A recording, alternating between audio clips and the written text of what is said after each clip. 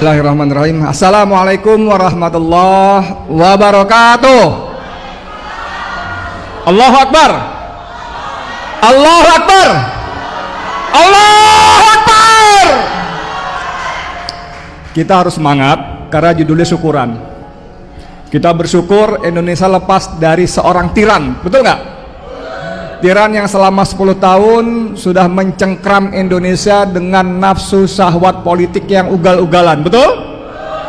Yang nafsu membangun dinasti politiknya secara serampangan, menghalalkan segala cara, menelikung Mahkamah Konstitusi, betul?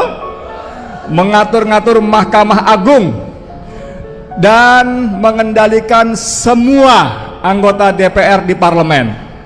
Yang itu dilakukan melalui para ketuanya yang tersandra. Jadi Joko Widodo selama menjadi presiden tahu bahwa menteri-menterinya korupsi, tahu dia. Menteri-menterinya bikin ulah, tahu. Menteri-menterinya maling uang rakyat, tahu dia. Tapi itu dibiarkan karena kemudian itu akan jadi modal dia untuk menyandra. Kalau nggak nurut, ini kasusmu, ini kasusmu, ini kasusmu. Kalau nurut, bagus ikut saya. Yang tahu begini persis namanya Refli Harun. Banyak informasinya dia, ya. Termasuk kemarin di acara yang di Menteng, yang kita tahu kan cuma 2 aja. Peristiwa tanggal 13 Oktober, ketika Prabowo dipanggil menghadap Joko Widodo di Solo, yang katanya dipanggil sebagai Menteri Pertahanan. Kemudian setelah tanggal 13 Oktober itu semuanya berubah. Fuku Papa yang pada ulang tahun TNI tanggal 5 Oktober nggak berani jalan di samping Prabowo. Yang kuyu itu, yang serba salah canggung itu, kemudian setelah tanggal 13 Oktober kembali pede, senyumnya semeringah karena tanggal 13 Oktober ada surat perintah 13 Oktober. Kalau Prabowo nggak nurut, maka akan begini, ya. Dan teman kita Refli Harun ngasih bocoran. Ada satu lagi selain ditakut-takuti dan diancam, juga ditunjukkan visual. Nah, visualnya ini apa nih? Yang dia nggak mau cerita, yang membuat Prabowo bertekuk lutut. Tapi teman-teman sekalian yang saya hormati, saya bilang yang senior teman-teman nggak apa-apa ya. Ini kan banyak senior boleh ya saya bilang teman-teman ya. Kan kita memperjuangan, ya kan? Selama 10 tahun hukum kita tumpul ke atas, tajam ke bawah.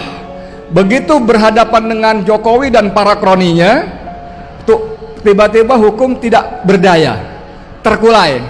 Masih ingat ketika Ketua KPK mantan ya Agus Raharjo bercerita, dia dipanggil sendirian oleh Jokowi hanya untuk menghentikan pengusutan kasus IKTP, ya kan? Jadi Agus Raharjo cerita bagaimana dia dipanggil. Biasanya dia bilang berlima, seluruh pimpinan KPK itu dipanggil berlima, tapi dia dipanggil sendiri. Dan baru masuk ruangan, tiba-tiba kata Agus Raharjo, Jokowi mengatakan hentikan itu. Wah, dia bingung apa yang dihentikan. Ternyata yang dimaksud adalah soal IKTP, soal papa minta saham. Dan itu semua terkonfirmasi bahwa ada tangan-tangan Joko Widodo di soal IKTP dan saham Freeport. Kalau mau jelasnya, rekaman pembicaraan antara Setia Novanto dengan petinggi Freeport yang orangnya Jokowi minta saham buat presiden ada di tangan Muhammad Said Didu. Muhammad Said Didu ada rekamannya. Jadi bagaimana orang satu ini mengendalikan dengan kekuasaannya, semuanya dibikin amburadul, acak-adut, menjadi lemah, menjadi tumpul, dan semuanya seenak-enaknya dia. Nah, tapi hari ini kita bersyukur, kita bergembira hari ini karena Jokowi sudah berhenti, ya.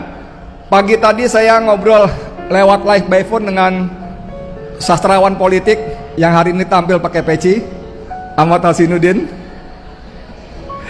Dia mengatakan dalam artikelnya, rakyat memastikan Jokowi tidak bisa tidur nyenyak setelah lengser.